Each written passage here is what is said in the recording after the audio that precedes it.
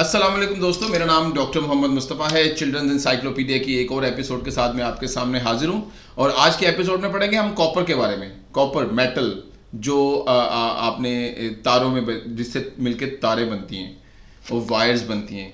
लेकिन उससे पहले अगर आपको ये वीडियो अच्छी लगे तो इसको लाइक कीजिएगा, इस चैनल को सब्सक्राइब कीजिएगा और अपने दोस्तों के साथ ज़रूर शेयर कीजिएगा।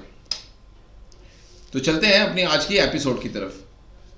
कॉपर जो है ये एक रेडिश कलर का मेटल होता है और प्योर हालत में ये बहुत नरम होता है। यानी कि इसके बारे में कहा जाता है, जब केमिस्ट्री में लोग बात करते हैं किसी मेटल के बारे में, वो कहते हैं ये मैलिएबल है और ये डक्टाइल है। मैलिएबल और डक्टाइल होने का मतलब ये होता है कि इसकी तारें बनाई जा सकती हैं। और अगर किसी चीज़ को आप चादर की शक्ल में ला सकते हैं प्रेस करके, या उसकी वायर्स बना सकते हैं, तो ऐसे मटेरियल को मैलिएबल बोलते हैं। दूसरे मटेरियल्स को हम इस शक्ल में नहीं ला सकते। जैसे अगर आप बात करते हैं चीनी को, शुगर को आप वायर्स में नहीं देखते हैं और इसकी आप चादरें नहीं बना सकते हैं, तो वो मैलिएबल, उसको बोलते हैं एमॉर्फस होना। लेकिन वो यहाँ का टॉपिक नहीं है। बहरहाल कॉपर जो है वो मैलिएबल होता है, वो डक्टाइल होता है। और सबसे खास बात कॉपर की कि ये बहुत अच्छा कंडक्टर होता है। इसमें से हीट और इलेक्ट्रिसिटी बहुत अच्छे से गुजर सकती है।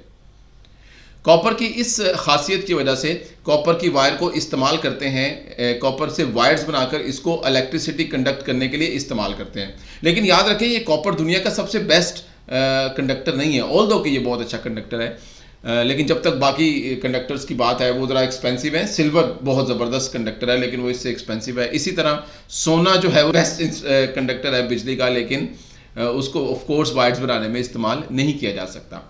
इसके अलावा कुछ और कंडक्टर्स जिनके ऊपर आजकल काम किया जाता है उन्हें कहते हैं सुपर कंडक्टर्स। और इनमें से बिजली बड़े कमाल से और बगैर किसी प्रॉब्लम के गुजर सकती है। और आने वाले दिनों में सुपर कंडक्टर्स की तरक्की की वजह से हमारे लिए बिजली का इस्तेमाल जो है वो मज़ीद आसान हो जाएगा और हम बिजली को कम ज़ाया किए बगैर इस्तेमाल कर पाएंगे। तो बहरहाल कॉपर जो है जब तक ये रहा, इसने हमारी बहुत मदद की और इसकी मदद से हमने मोटर्स बनाई। मोटर्स के अंदर आप वायर्स देखते हैं और इसकी मदद से हमने बिजली को एक शहर से दूसरे शहर तक पहुंचाया और घरों के अंदर बिजली को पहुंचाया, को ट्रैवल करवाने में इस्तेमाल किया। तो ये इसका बुनियादी तौर पर हमारा इस्तेमाल जो है हमारे सामने। इसके अलावा कभी कभी इसको पहले ज़मानों में पाइप बनाने के लिए भी इस्तेमाल करते थे, घर की छत बनाने के लिए भी इस्तेमाल करते थे कॉपर को।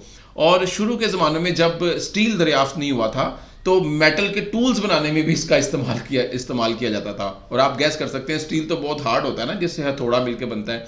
तो कॉपर का जो टूल होगा वो बहुत नरम होगा, लेकिन पहले ज़माने में वो उसने अपना अच्छा काम दिखाया उस ज़माने में। कॉपर को अकेला इस्तेमाल करना जो है वो टूल बनाने में या दूसरी चीज़ें बनाने में गैर मुनासिब है। इसलिए कॉपर में आमतौर पर दूसरी चीज़ों को मिक्स करके उसका एलॉय बना लिया जाता है, जिसको उर्दू में कहते हैं भर्त बना लिया जाता है।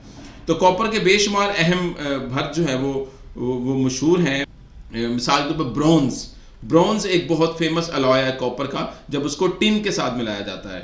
इसी तरह ब्रास जो है वो बड़ा मशहूर अलॉय है कॉपर का, जब कॉपर को जिंक के साथ जो है वो मिलाया जाता है। इसके अलावा बेशुमार कॉइन्स, हाँ बताना भूल गया, वो कॉपर के मुख्तलिफ किस्म के अलॉयज़ की शक्ल में होते हैं। और अब तो ये ज़माना कम होता चला जा रहा है कॉइन्स का। पहले ज़माने में बहुत बेशुमार कॉइन्स जो है वो बना करते थे और आसानी से बना करते थे। गेम्स को भी खेलने के लिए कॉइन्स इस्तेमाल किया करते थे। तो कॉपर जो है वो ज़मीन में बहुत ज़्यादा मौजूद है, लेकिन कॉपर ज़मीन में कभी भी आज़ाद शक्ल में, यानी कि कॉपर की हालत में नहीं होता। कॉपर ज़मीन में पाया जाता है दूसरे एलिमेंट्स के साथ मिलकर, उनके साथ मिलकर एक मुरक्कब की शक्ल में। आमतौर पर कॉपर में ऑक्साइड होती है, यानी कि कॉपर में कोई ऑक्सीजन साथ में मिला होता है कॉपर के साथ, और या कॉपर के साथ कोई सल्फर का मॉलिक्यूल मिला होता है। तो इस तरह कॉपर मुख्तलिफ किस्म के मुरक्कबात की शक्ल में पाया जाता है। उनमें से मशहूर जो मुरक्कबात हैं उनका नाम है क्यूपराइट, मिसाल के तौर पर मैलाकाइट कहते हैं, और कॉपर पायराइट कहते हैं। कॉपर पायराइट बतौर ख़ास सल्फर के साथ जब कॉपर मिला होता है तो तब वो बनता है।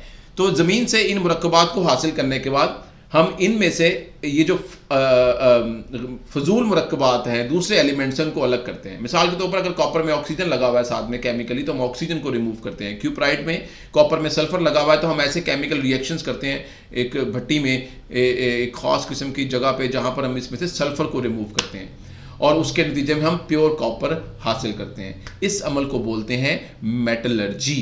तो मेटलर्जी एक ऐसा अमल है जिसमें हम जो ज़मीन से हासिल होने वाले मुरक्कबात हैं उनसे फालतू मादे अलग करके उनमें से मेटल हासिल करते हैं और उसको ताकतवर बनाते हैं, उसमें दूसरे काम की चीज़ें मिक्स करते हैं ताकि उनकी अलग अलग किस्म की मटीरियल्स और ताकत के लिहाज से अलग अलग किस्म के स्ट्रक्चर जो है वो बनाए जा सकें। तो दोस्तों आज के लिए कॉपर के बारे में इतना ही। अगर आपको ये अच्छा लगे और कॉपर अच्छा लगे तो इसको मज़ीद पढ़ें और इसके बारे में जानें। अगर आपको मेटलर्जी अच्छी लगती है तो उसके बारे में जानें। केमिस्ट्री अच्छी लगती है तो जानने की कोशिश करें कि कॉपर मुख्तलिफ़ किस्म के मुरक्कबात से किस तरह से रिएक्ट करता है। आज के लिए बस इतना ही। डॉक्टर मुस्तफ़ा की तरफ से अल्लाह हाफिज़।